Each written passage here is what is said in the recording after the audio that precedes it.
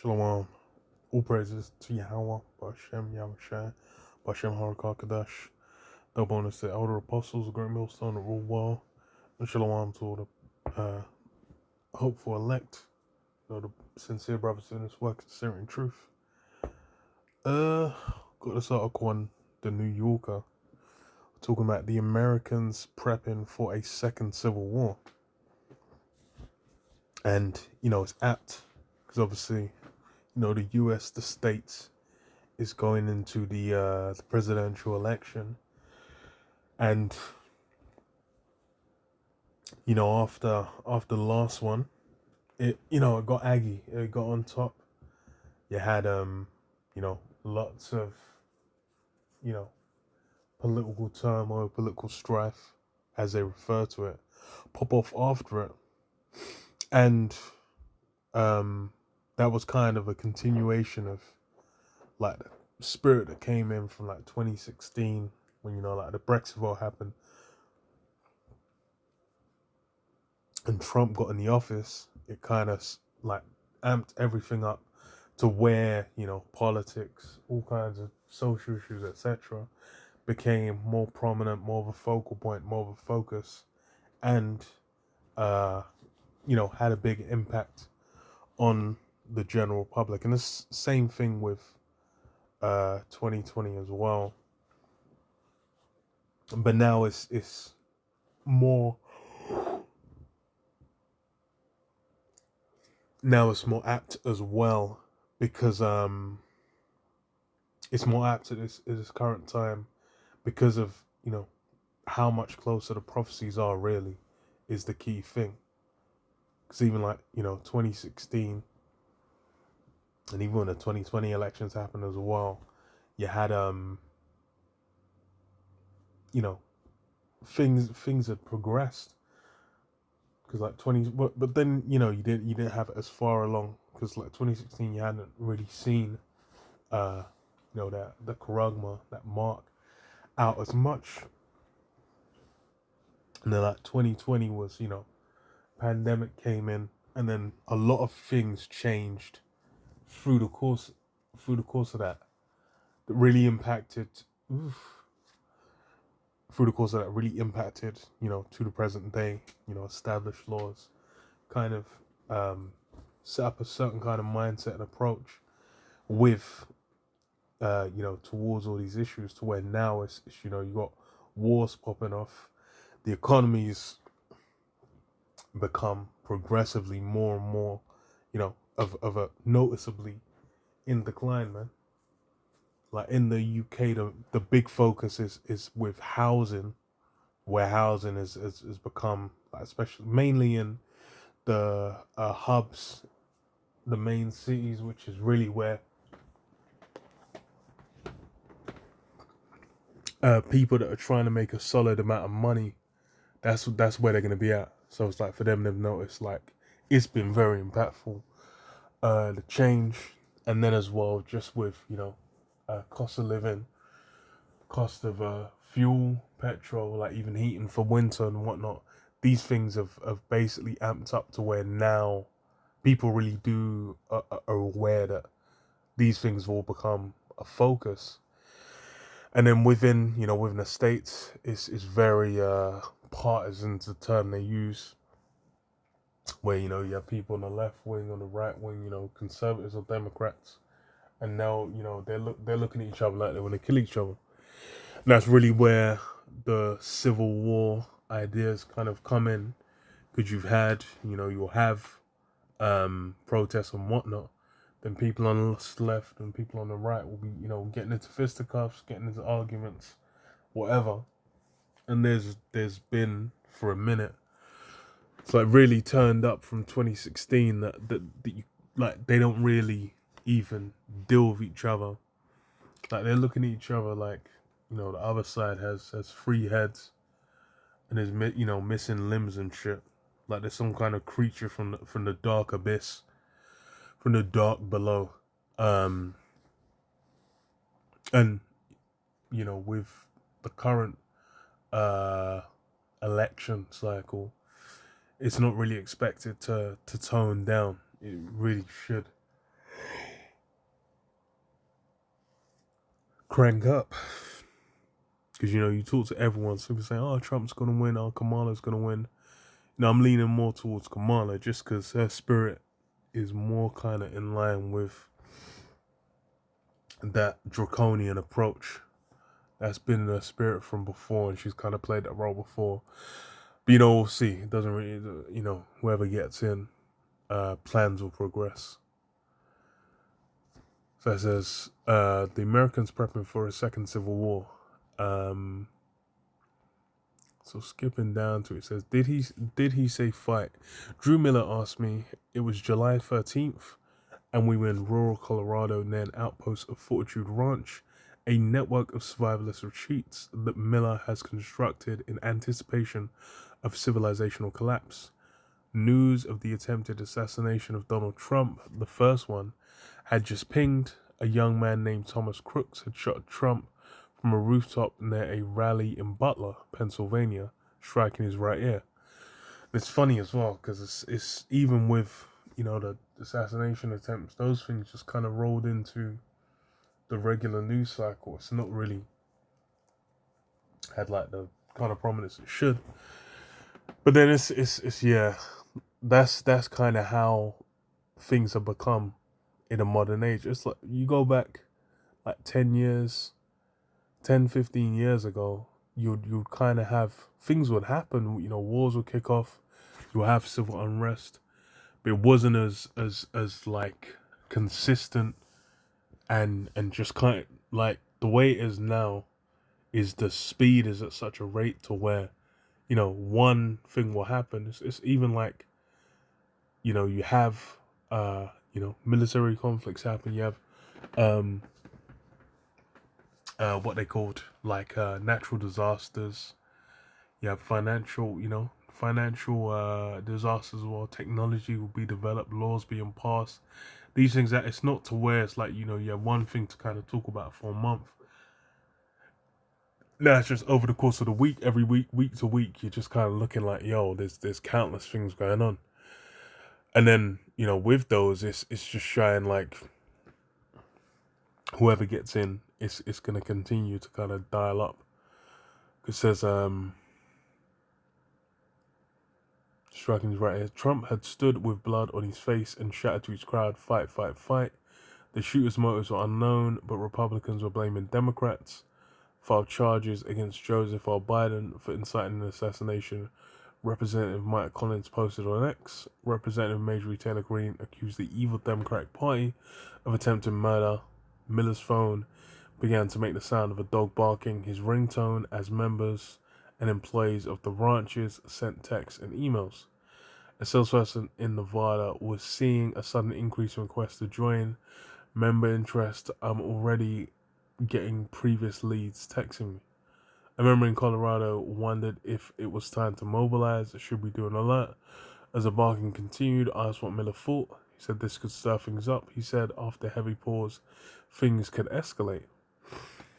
And yeah, it's because the thing is everything's on a knife edge as well with a lot of these issues. And it's really what the angels holding back the four winds, the destruction being held back from blowing fully over on America, because everything's been set up to where it could easily, just at the snap of the fingers, drop of a hat, quickly blow over to where it would then be like, damn, like this, everything just amped up in no time flat. And people that are kind of watching these things are aware, but a lot of people are kind of deceiving themselves or lying to themselves or not paying attention, so they're uninformed of just how it's like it's quivering with anticipation, like just before a storm, where you can feel like the pressure change, so the air might get thick or stuffy, or the wind start blowing. There might be that gap in the wind blowing where it's just kind of like, okay, you can see the clouds, you can see the rain, you can see everything moving. You're like, oh, okay, damn, something's coming. That's really how it is. And That's why, people are on edge. The thing is, as well, as in the Western world, people are unfamiliar with, these circumstances as well. With, you go to these different third world countries where you'll have, political upheaval, you have these things happen. And then, it gets aggy. Military might come out and start offing people, and, and vice versa. You have all kinds of fuckery go down. And, that brings the reality of it to bear, to where you're like, damn, okay, so I could just get like that. And that's really how, this elections got the states. It's, you could have civil war upheaval come through it. And then if they do believe it'll be utilized to pass, laws will be passed, given, further powers to different institutions of government, different so-called peacekeeping or law keeping agencies, to where they're then just gonna, it's gonna push forward the plans of those at the top, those at the elite level, where they're thinking like, okay, we can kind of give some room, give some leeway for, for some chaos to go out, so they can bring in order, and then, order up chaos, man. That uh Hegelian dialectic, where you basically, making, allowing the, destruction to run out, the confusion, the chaos, and then, bring a solution, and bring a counter force against it, and then be like, okay, bring a synthesis at the end. And that's, kind of where you can get what you desire from the situation. Still controlled opposition. So it says, Miller, a fit and unnervingly analytical 60-year-old, was wearing a Fortitude Ranch t-shirt and had a handgun holstered on his cargo pants. He grew up in Nebraska and served as an intelligence officer in the Air Force for 30 years before retiring as a colonel in 2010. He has long maintained a fixation on disaster, a Unabomber type person. He told me could release a bioengineered virus to kill off mammalian weeds, as one prominent scientist has called humans. An electromagnetic pulse attack could cause months-long blackouts. After retiring, Miller had an idea that combined his interest in readiness for such events with an entrepreneurial streak. And yeah, that's the thing, is he was in the Air Force, and it's like, because it was into 2010, he would have seen, combat in the Middle East, and he was seen, like, how fucking aggy it can get. And then with that in mind, it's then like, okay, there's ways that, shit could just get fucking on top. Because yeah, let any kind of actual, you know, attack take place, people are gonna be completely unprepared, unaware. Um, because there was something a little further down.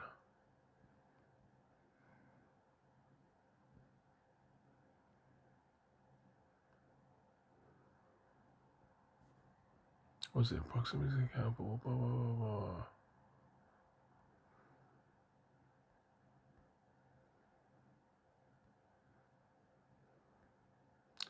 So I'll skip down. This says, according to the analysis of FEMA data, some 20 million Americans are actively preparing for cataclysm, roughly twice as many as in 2017.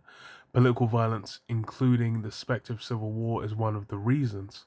A recent study conducted by the researchers at UC Davis concluded that 1 in 3 adults in the US, including up to half of the Republicans, feel that violence is usually or always justified to advance certain political objectives, say returning Trump to the White House. In May, Ray Dalio, the billionaire founder of Bridgewater Associates, one of the world's largest hedge funds, told the Financial Times that he believed there's about a 30% chance of civil war breaking out in America.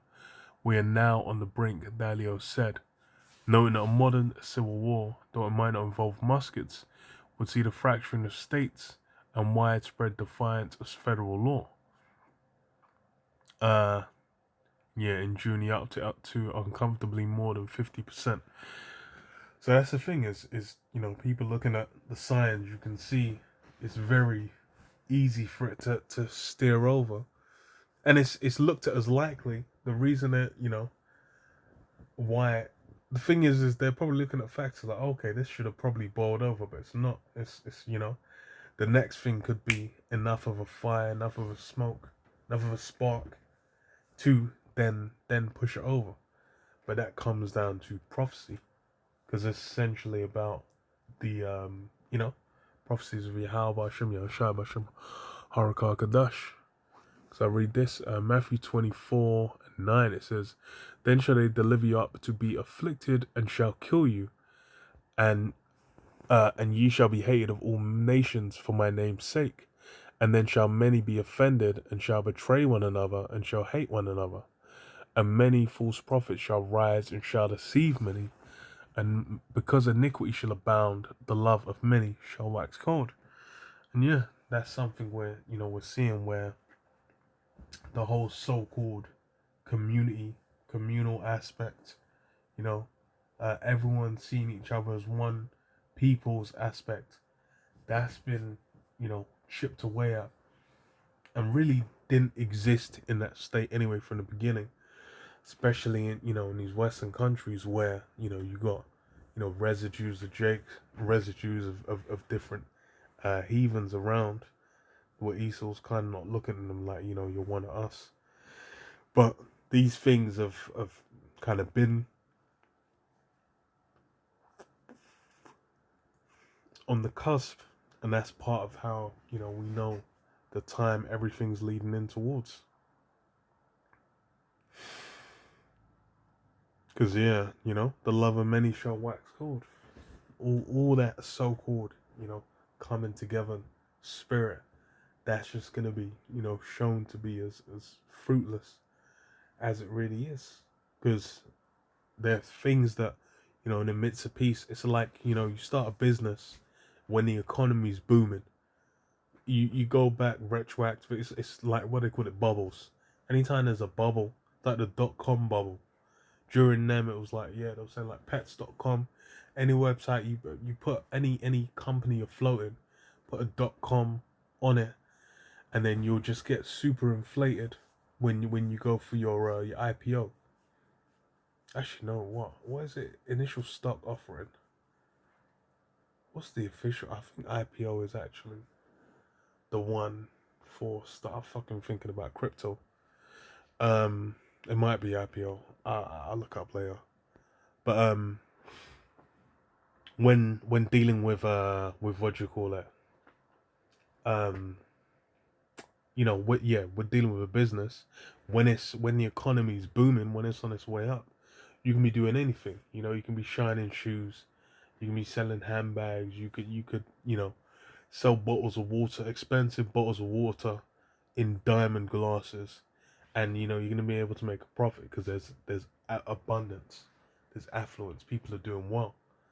But then when it's on the decline, then all of a sudden those things that are luxuries, that are not a core kind of as well as necessary for people to survive, then they go down in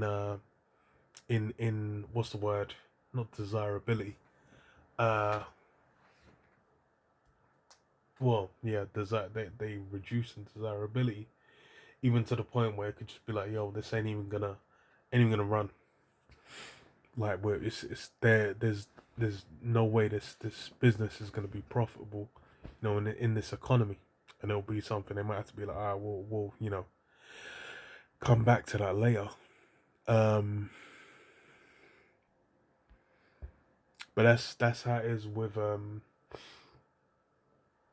the midst of these times where that so-called coming together spirit, there was a time where everyone was doing well, it was popping off.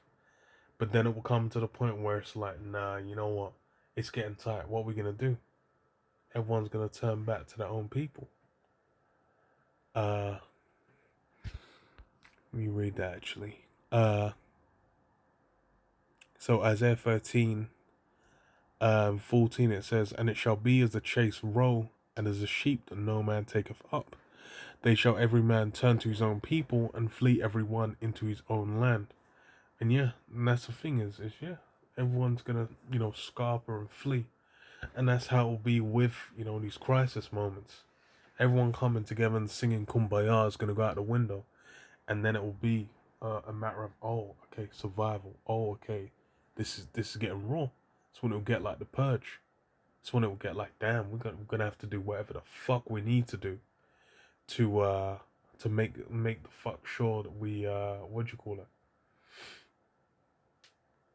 To make the fuck sure that we can, what do you call it? Continue to survive, man. Because it's gonna be on top. People that you might, bump into, it's not gonna be like, oh, hey neighbor. They might be, scheming on walloping your head in so they can steal your cans of beans. But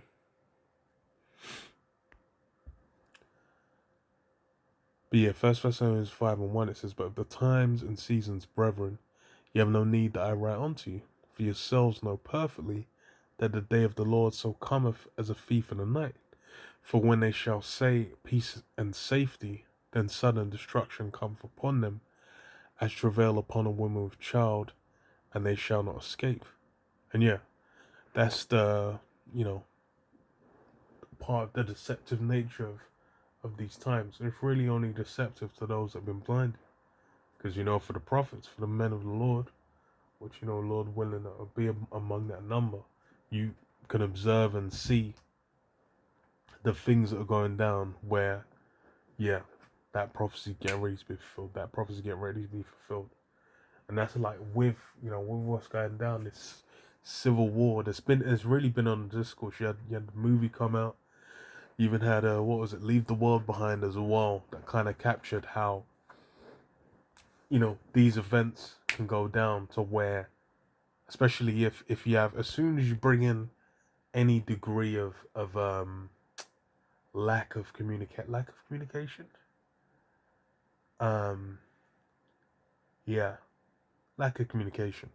As soon as you bring in that element, everything speeds up and intensifies to where confusion, and people being like far more self-interested comes much quicker.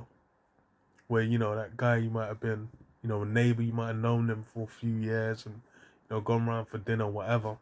They might just get to where they're like, nah, you ain't, okay, you're not family, you're not close like that, you're not people's, so I ain't even gonna interact with you on that level. And that's really how, these things are intensifying.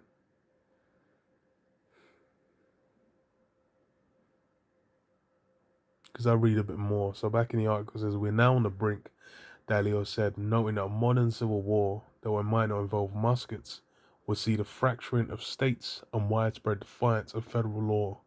In June, Dalio upped his estimate to uncomfortably more than 50%, predicting an existential battle of the hard right against the hard left, in which you have to pick a side and fight for it, or keep your head down or flee. Yeah. And that's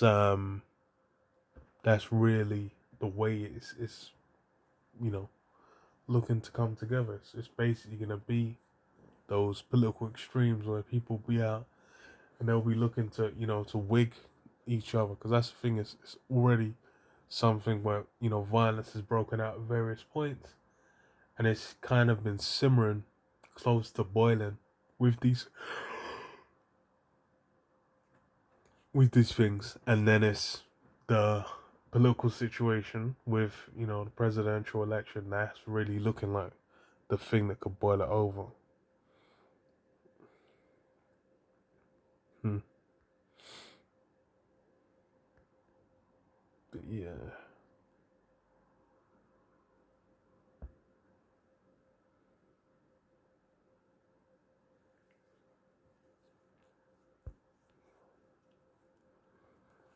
Okay. Finish on this. Second entrance 15.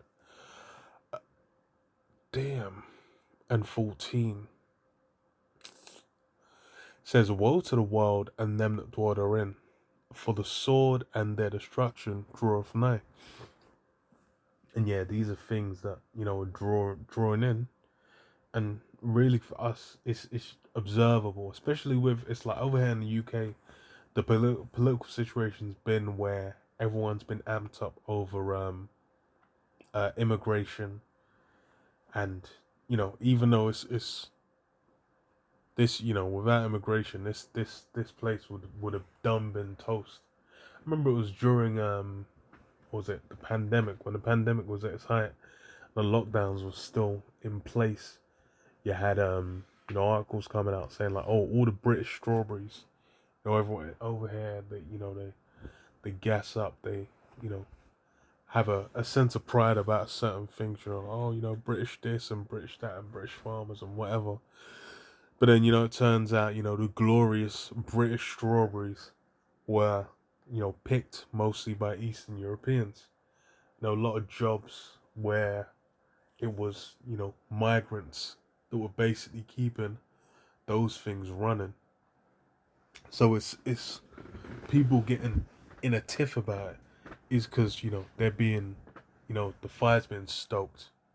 They're being built up.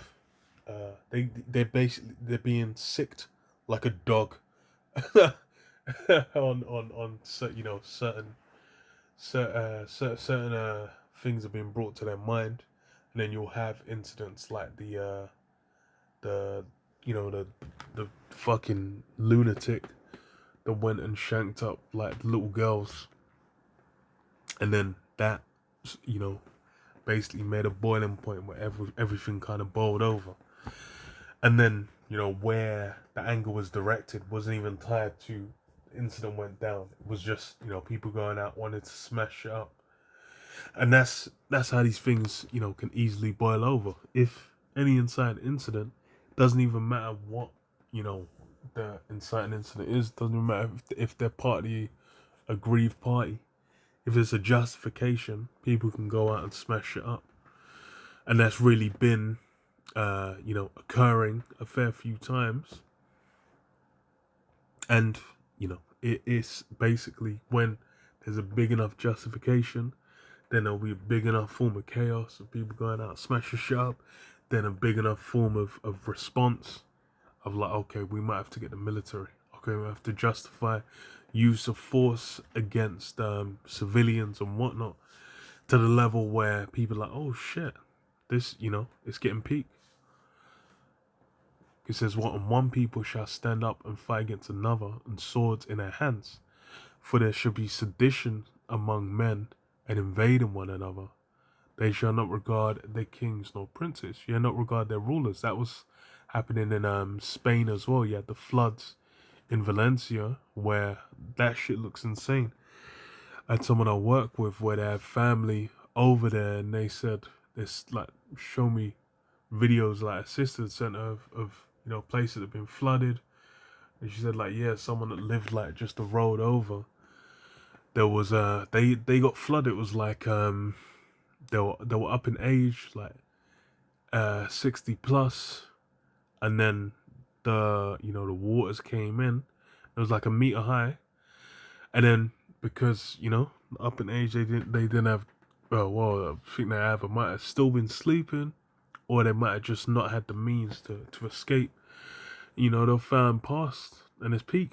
But then what was happening after is because of the response, when you had like you had the royalty, the Spanish royalty go out there, you had the prime minister go out there, they were getting shit chucked at them, man. They were getting no regard, because why? People are like, yo, the response was terrible. There's people dying, there's people that you could have saved. But then because of response, like they were getting no respect, no regard. And that's the thing is yeah, like the people that died in that is wild, but it's not even on a scale of like a really big disaster. But to let you get a bigger form of disaster, or any form of political upheaval that results in bodies dropping, then you're gonna get a much more intense form of fervor and a much more intense response. He says, "What? And the course of their actions shall stand in their power." And yeah, they're basically just going to be able to do as they desire, do as they will. And just go out, grab people up, put them to death, be like, whatever, okay, we're coming against these people.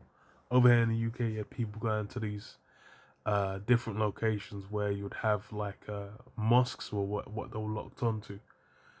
You have, what was it, Albert Pike with the Three World Wars, and the third one being about Islam. And that's what everyone was locked onto. They were going to the mosque saying, "Oh, these are the hotels where they're keeping asylum seekers or migrants or whatever," and then going and trying to smash them up, set them on fire, whatever. And that all intensified.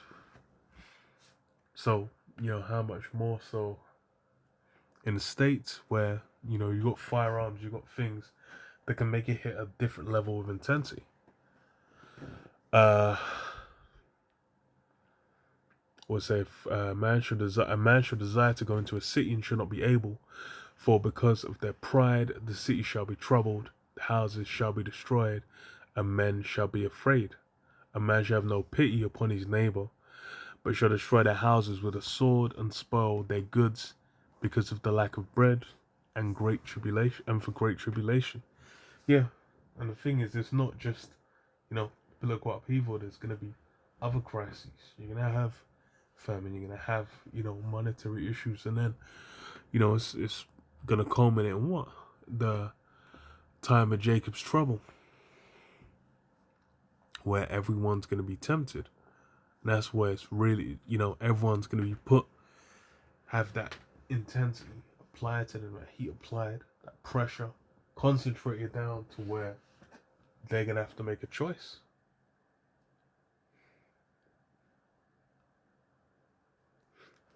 So it's like these things are really a factor, but given the events, the time, the election, that really makes it seem like, okay, yeah, this could be this could be something.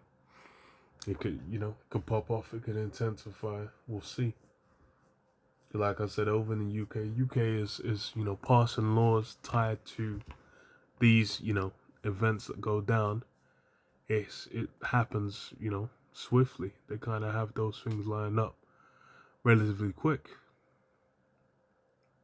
But yeah, we'll see how it comes together. But yeah, I'll leave it there. Shalom. Shalom. Yabashim Shab Shumukhokatash Pakta. Shalom.